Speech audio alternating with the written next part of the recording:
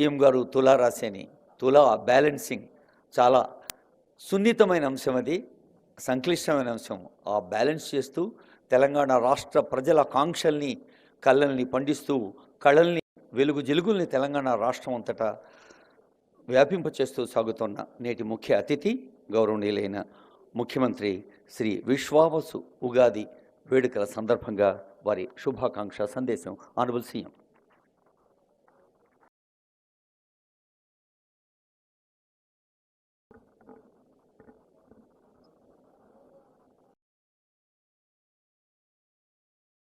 తెలంగాణ రాష్ట్ర ప్రభుత్వం తరఫున దేవాదాయ శాఖ మరియు పర్యాటక సాంస్కృతిక శాఖ ఆధ్వర్యంలో ఉగాది పంచాంగ పఠన కార్యక్రమాన్ని ఏర్పాటు చేసి, ఈ కార్యక్రమంలో నాతో పాటు ఉప ముఖ్యమంత్రి వర్యులు బట్టి విక్రమార్క గారిని,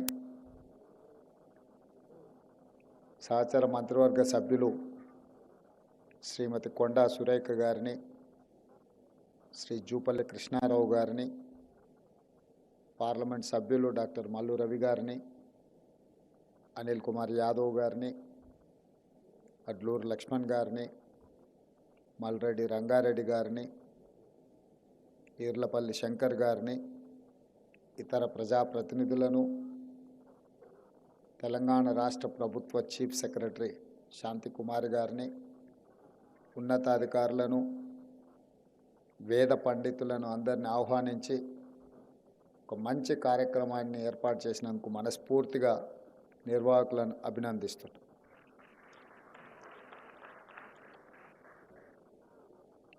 ఈ విశ్వావసునామ సంవత్సరం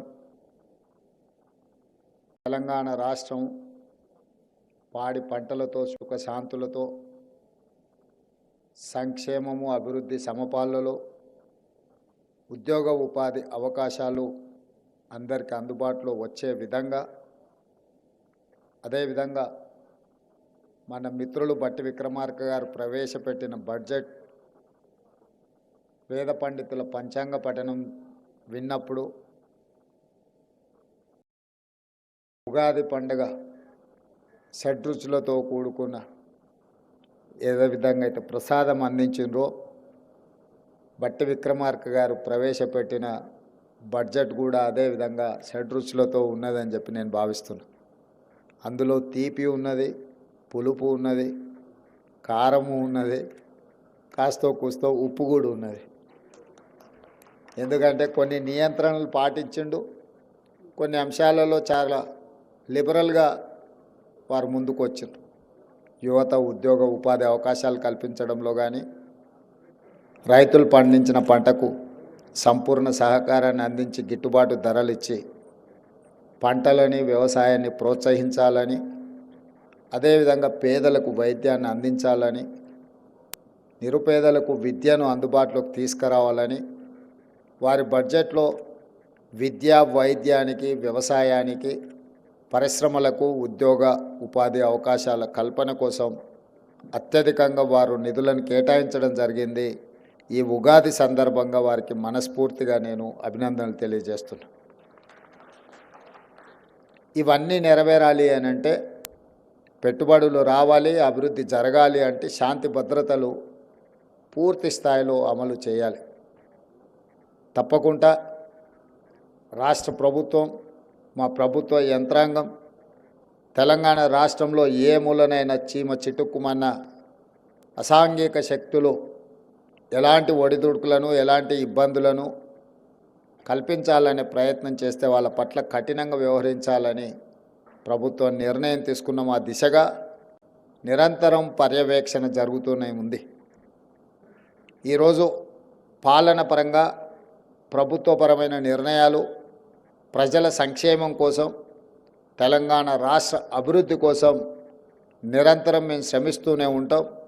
మా మంత్రివర్గ సహచరుల సహకారంతో, మా శాసనసభ్యులందరినీ అండగా నిలబడడంతో ఈరోజు ఈ కార్యక్రమాలను నేను మా ఉప ముఖ్యమంత్రి వర్యులు బట్టి విక్రమార్క గారు జోడెద్దుల్లాగా రాష్ట్రాన్ని అభివృద్ధి పదం వైపు నడిపించడానికి నిరంతరం ప్రయత్నం చేస్తున్నాం. ప్రజల ఆశీర్వాదం, శాసనసభ్యులు అండగా నిలబడి మంత్రివర్గ సహచరుల సహకారం తీసుకొని ఈ తెలంగాణ రాష్ట్రాన్ని దేశానికి ఆదర్శంగా నిలబెట్టే విధంగా తెలంగాణ రైజింగ్, ఈ దేశంలోనే తెలంగాణ ఒక వెలుగు వెలగాలి, దేశ ప్రజలకు ఆదర్శంగా ఉండాలి. హైదరాబాదు నగరం అంటే ప్రపంచ స్థాయిలోనే ఈ నగరానికి గుర్తింపు ఉండాలని చెప్పి ఈరోజు మన ప్రభుత్వం ప్రయత్నం చేస్తున్నది. దాంట్లో భాగంగానే మూసీ ప్రక్షాళన కావచ్చు, రీజనల్ రింగ్ రోడ్ కావచ్చు, ఇంకొక కొత్త నగరాన్ని, ఒక ఫ్యూచర్ సిటీని ఈరోజు మనం నిర్మించుకోవాలనుకుంటున్నాం. ఎక్కడైనా ఈ దేశంలో స్వతంత్రం వచ్చినప్పటి నుంచి ఒక చండీగఢ్ తప్ప ఒక సంపూర్ణమైన నగరాన్ని ఎక్కడ నిర్మాణం జరగలేదు. దేశంలో ఉన్న నగరాలే కాస్త విస్తరించుకుంటూ వచ్చినాయి. ఆ విస్తరణ చేసిన నగరాలు అస్తవ్యస్తంగా మారడం వల్ల ఈరోజు ప్రపంచంలో మన గుర్తింపు, గౌరవం వెనుకబడిన దేశంగా అలాగే ఉండిపోయింది. అందుకే ఈరోజు ఈ దేశంలో కొత్త నగరాల నిర్మాణం జరగాల్సిన అవసరం ఉన్నది. ఈ కొత్త నగరాల నిర్మాణం జరగాలి అంటే దానికి నమూనా ఈ దేశంలో ఎక్కడా లేదు.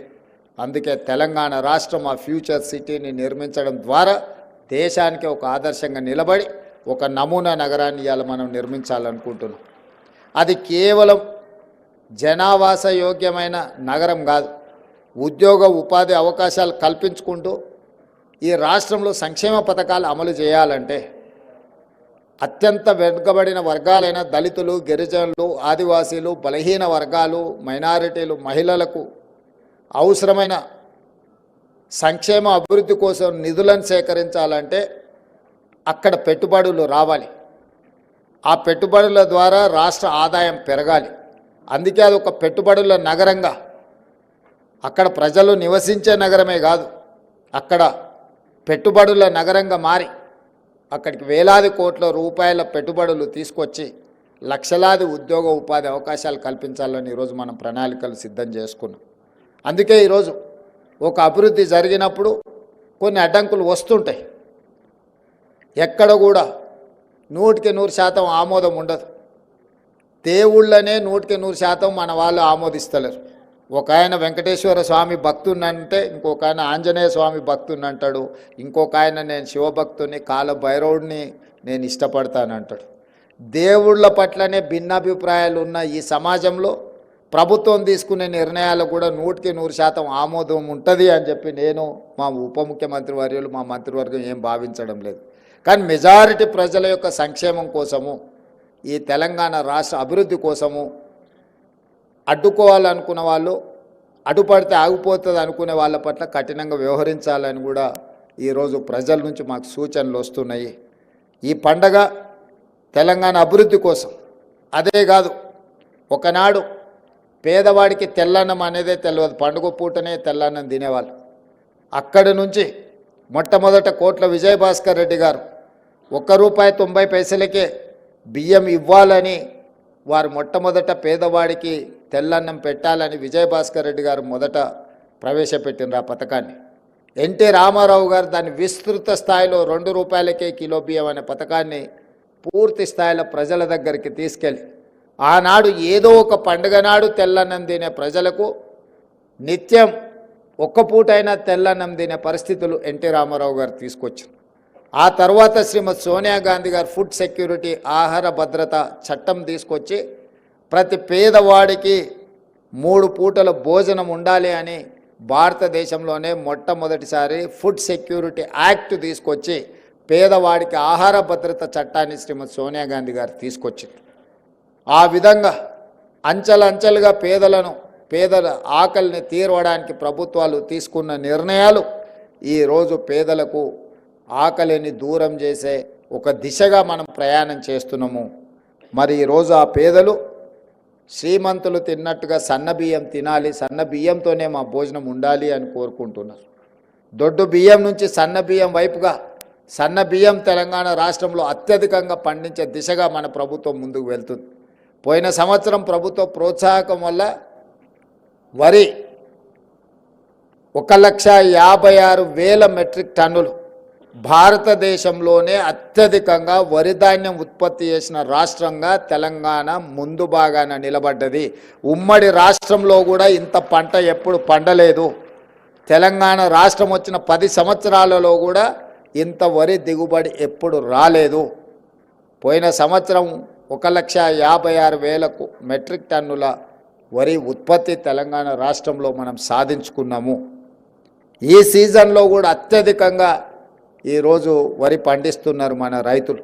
అందుకే ఈరోజు రైతులను ప్రోత్సహించి సన్నధాన్యం పండించండి, సన్నధాన్యం మీరు పండిస్తే మీకు గిట్టుబాటు ధరనే కాదు 500 రూపాయల బోనస్ ఇస్తామని ఇవాళ రైతులను ప్రోత్సహించడంతో 65-70% రైతులు పండించే వడ్లు ఈరోజు సన్న వడ్లు పండిస్తూ ఉన్నారు, సన్న బియ్యం ఉత్పత్తి చేస్తున్నారు.